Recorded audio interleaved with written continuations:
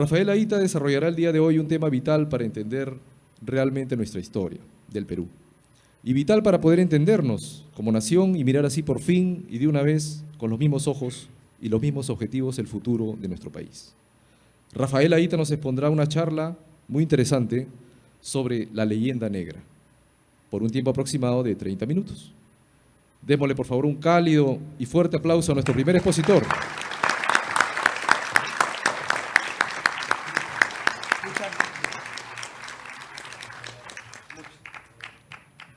Ahora sí, no. Muchas gracias. Gracias también por la bienvenida. Vamos a comenzar hablando acerca de un tema muy aburrido para todos nosotros, como es la historia, algo que lo hemos dejado de lado por tanto tiempo y quizás por eso mismo sea la razón que el día de hoy es la causa de muchos de nuestros conflictos sociales que nos aquejan el día de hoy. Y es por eso que comenzamos preguntándonos, ¿qué se nos enseña de historia? ¿Cuál es la historia que se nos cuenta en los colegios, en la currícula escolar, que le dan a nuestros niños en las aulas de clase? Y principalmente, el discurso que se nos dice en la historia está expresado en la siguiente diapositiva. Y está basado en uno de los libros más leídos del Perú. De hecho, cualquier librería, editorial que saca una lista de los 10 libros que todo peruano debe leer, encuentra entre ellos los 7 ensayos de la realidad peruana. Pero, ¿qué nos dice Mariátegui dentro de los 7 ensayos? Siguiente diapositiva. ¿Qué es lo que encontramos? Básicamente, que la etapa prehispánica, específicamente del Imperio Incaico, era un comunismo agrícola, así como suena, y tal cual, tomando las frases sacadas literalmente del mismo libro, ¿no? Al comunismo incaico, que no puede ser negado ni disminuido por haberse desenvuelto bajo el régimen autocrático de los incas, se le designa como comunismo agrario. O sea, los incas era un sistema comunista paradisíaco, como nos suelen vender en estas utopías, ¿no? Esta utopía se realizó con los incas, una actualización del mito del buen salvaje de Rousseau. Y esto se terminó con la llegada de los españoles. La destrucción de esta economía y por ende de su cultura, se nutría de su savia, es una de las responsabilidades menos discutibles del coloniaje. No por haber constituido la destrucción de las formas autóctonas, sino por no haber traído consigo su sustitución por formas superiores. Esto que se inicia a través de los 7 ensayos, llega hasta el día de hoy, siguiente diapositiva, gracias a la reforma curricular que se realizó en el régimen, en la dictadura militar de Juan Velasco Alvarado, donde se hizo una reforma educativa, una reforma curricular de los colegios, que muy poco se habla el día de hoy y que nadie se encargó de cambiar hasta el día de hoy, donde se nos dice básicamente esto, ¿no? Existía un paraíso utópico donde no existía la pobreza, ni el hambre, ni los bienes, ni la moneda, y esto fue destruido por el colonialismo español, en matrimonio con la Iglesia Católica. Y por lo tanto se trajeron estructuras de opresión que solo se pueden librar a través de la lucha de una lucha de clases, pero con tintes raciales y demás, ¿no? Siguiente. Bueno, tenemos otros autores que también han hablado del tema, tal vez Eduardo Galeano sea uno de los más cercanos, que básicamente dice lo que estamos hablando, con otras palabras más poéticas, ¿no? más artísticas literariamente hablando, que la hemos visto en una cantidad de memes y posts que siempre suelen ir rondando cada 12 de octubre, ya se viene 12 de octubre, seguramente vamos a ver alguna de estas imágenes de Galeano diciendo, ellos tenían la Biblia, nosotros teníamos la tierra, nos dijeron cierren los ojos y recen, y cuando los abrimos ellos tenían la tierra y nosotros la Biblia, ¿no?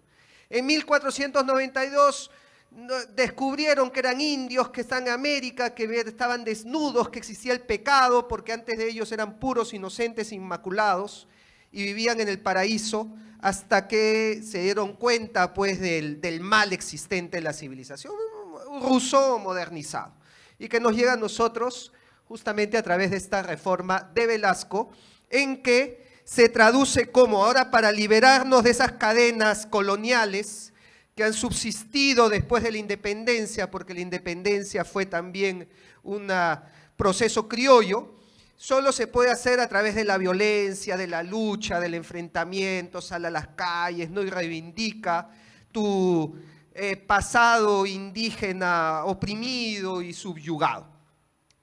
Y eso es básicamente lo que vemos el día de hoy en toda la región, bueno, especialmente discursos de Evo Morales, la formación del RUNASUR, la República Aymara y demás. Y que hasta incluso nosotros mismos no lo hemos creído, ¿no? Porque yo cuando hablo con muchas personas que ni siquiera se dicen ser de izquierdas o que incluso se dicen ser de derechas o que son conservadoras, pero cuando escuchan hablar de la conquista dicen, no, sí, en la conquista los oprimieron a los pobres indígenas, los incas fueron esclavizados, se destruyó su linaje, los españoles vinieron a robar, a matar, a saquearlo. Eso es algo que lo he escuchado transversalmente, en todo el espectro político, en todo el espectro educativo, en todos los colegios, incluso ya entre profesores. Lo hemos aceptado todos como una verdad histórica. Sin embargo, cuando nos ponemos a revisar qué es lo que nos dice la evidencia histórica, pasamos a la siguiente diapositiva, encontramos que el Perú no era una colonia. Lo primero, el Perú era un virreinato. Y dicho sea de paso, era un virreinato que alcanzó la máxima extensión territorial en toda nuestra historia. Este era el mapa del Perú a partir de 1535, a partir de 1542, con la fundación del Virreinato del Perú el 20 de noviembre, por cédula real. Desde Panamá hasta la Patagonia. Si nacías en Buenos Aires, en Quito, en Santiago, en Potosí, todos eran del Perú, todos habían nacido en el reino del Perú. Y este reino estaba integrado dentro de un sistema político conocido como monarquía compuesta. Cuando nosotros nos hablan de monarquía, se nos viene a la mente Luis XIV de Francia, el rey Sol, el Estado soy yo, l'état est moi. Ah, sí, monarquía, tiranía, opresión, esclavitud. Como si hubiera sido el único tipo de monarquía que existió en la historia. Cuando la monarquía que existía en España y la monarquía que existía en los Habsburgo, que eran los reyes de España, era una monarquía compuesta, que significa una suma de reinos dentro de un imperio. Así funcionaba España con el reino de Castilla, el reino de Aragón, el reino de Granada, el reino de Navarra. Así funcionaba el Sacro Imperio Romano, con los señores feudales que votaban, que elegían al emperador. Era un sistema político distinto donde todos los reinos tenían igual categoría dentro del imperio. Y es por eso que, siguiente diapositiva, que si nosotros vamos al Salón de Reinos en Madrid, en este salón vamos a encontrar el escudo de todos los reinos de la monarquía hispánica por igual. El reino de Castilla, el reino de Austria, el reino de Granada, el reino de Nápoles, el reino de Sicilia y entre ellos el reino del Perú. Como un reino más con la misma categoría que los demás reinos del imperio. Esto no es colonia. Las colonias no tenían esta categoría. Esto no sucedió con las 13 colonias que Gran Bretaña tenía en Norteamérica. Esto no sucedió con las colonias francesas o belgas. No éramos el Congo belga. Y la prueba de esto lo encontramos en más evidencias. Esta de acá es un cuadro que van a encontrar en la Catedral de Lima, pero está por todo el Perú. Está en Cusco, hay otro parecido, en el Museo Larco hay otro, en el Beaterio de la Virgen de Copacabana, en el Rímac, hay otro, pero las monjas no lo quieren mostrar, pero ahí está, también lo he visto. Y nos muestra la lista de los reyes del Perú durante el virreinato. Así es como se veía el sistema político en el virreinato. Y encontramos a los 14 incas desde Manco Cápac hasta Atahualpa, y después de Atahualpa, Carlos V, Felipe II, Felipe III y los reyes de España, como legítimos sucesores de los incas. Esto no sucedía en una colonia, y acá no podemos hablar, pues, de un sistema que vino a destruir y a saquear. Porque si Carlos V hubiera dicho, yo quiero saquear el Perú, o yo quiero destruir toda la cultura que había en el Perú, hubiera tomado el título de primer emperador del Perú, ¿no? Lo anterior no existe, yo lo borro, yo he venido a crear algo nuevo. Pero Carlos V tomó el título de 15º emperador del Perú, reconociendo a los 14 incas antes de él como legítimos reyes. Entonces, ¿de qué estamos hablando? De destruir, ¿no? de borrar la cultura que existía. Cuando los mismos españoles eran los que pintaban a los 14 incas antes que ellos, antes que sus reyes, y reconociéndolo como reyes por igual. ¿Y esto a qué llevaba? Siguiente diapositiva. Esto llevaba a que el rey de España sea reconocido como inca, como tal, y se le llamaba así, algo que nos cambia toda nuestra historia. Los descendientes incas llamaban al rey de España como el heredero del grande inca español y el hijo del más augusto sol. Tal cual. Siguiente diapositiva.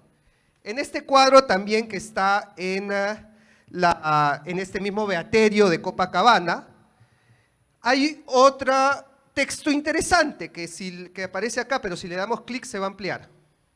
¿Y qué es lo que dice en este cuadro? El Consejo Supremo de la Santa Inquisición, que a nuestro poderosísimo Inca, don Carlos II, Augustísimo Emperador de las Américas.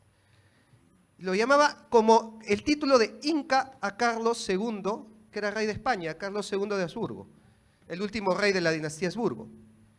Y es por eso, siguiente diapositiva, que los incas, los descendientes incas, no desaparecieron, sino que fueron reconocidos como nobles y unieron sus casas con las casas nobles españolas, como se nos muestra este icónico cuadro que está ahorita, lo encuentran en el Mali, en el Museo de Arte de Lima. Hay una excelente exposición sobre los incas que te rompen todos estos prejuicios que nos han metido en la cabeza. Y en estos matrimonios se une la casa del Inca con las casas de Trastámara, que era la casa de los reyes de Castilla y de Aragón, con la casa de Borja, que era la del Papa Borja, la de Rodrigo de Borja, los famosos Borja, que le han hecho tantas series, eran parientes de los incas, con la casa de Loyola, donde en un mismo árbol genealógico encontramos dos santos, San Ignacio de Loyola, San Francisco de Borja, dos papas, Alejandro VI y Calixto III, los reyes de Castilla, los reyes de Aragón y los incas, en un mismo árbol. Eso éramos. Eso es lo que nos han borrado, nadie nos lo cuenta ahora. No, que los incas desaparecieron, extirparon a su linaje, los mataron a todos. Pero ¿qué es lo que encontramos durante el virreinato? Siguiente diapositiva. Encontramos a los descendientes incas retratados como nobles. Y que España les daba títulos honorarios, les daba títulos de nobleza. Y como nobles mantenían pues su palacio, mantenían sus bienes, una corte, vivían con privilegios, vivían con más privilegios que los mismos españoles en el Perú. Y eso lo vemos en los cuadros que se retrataban ellos mismos, se aparecían como nobles, con su escudo de armas, con el estandarte del rey, porque podían hablar a nombre del rey, y con una cruz en la mano porque eran católicos y además habían fundado las primeras parroquias en el Cusco, porque la parroquia de San Cristóbal, primera parroquia, la fundó Pauyu Inca, hijo de Huayna Cápac, la fundó un inca. Pero no, eso no existe, la iglesia era mala, la iglesia vino pues a dominar, oprimir. Oye, las iglesias las fundaban los descendientes incas, porque fueron los primeros en convertirse, ¿no? Entonces se nos cae todo el relato. Si esto te derrumba todo el mito que nos cuentan en los colegios. Y es por eso importante recordarlo. Porque mientras se nos oculte, se nos va a seguir metiendo la dialéctica de lucha de clases, la dialéctica de enfrentamiento de opuestos. Limeños contra provincianos, criollos contra andinos, hispanos contra incas, opresores contra oprimidos. Y nosotros obviamente somos los oprimidos, pobrecitos, el indígena que fue subyugado por una cultura superior, que lo esclavizó, que lo dominó hasta el día de hoy. Y para que el día de hoy se libere, tiene que hacer uso de la fuerza para destruir las estructuras de opresión. Y con eso se justifican todos los conflictos sociales que vemos.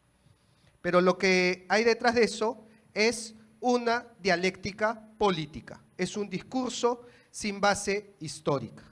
Y cuando comenzamos a ver la evidencia histórica de lo que fuimos, empezaremos a entender que más bien cuando estuvimos divididos es cuando nos hemos caído. Huáscar y Atahualpa, Pizarro y Almagro. Durante la Guerra del Pacífico, Piérola, Cáceres, Iglesias. Entramos también en guerra civil, entramos en golpe de Estado. Cuando nos hemos dividido, nos hemos caído, nos hemos derrumbado. Y eso nos está pasando el día de hoy. Pero cuando nos hemos unido, hemos sido más fuertes que nunca. Y es por eso, de repente, tanto esfuerzo para que no estemos unidos. Porque el día que nos demos cuenta que si dejamos toda esta dialéctica, todo este discurso de odio y de enfrentamientos que nos desangra, ese día comenzaremos a ser el Perú que todos hemos soñado siempre.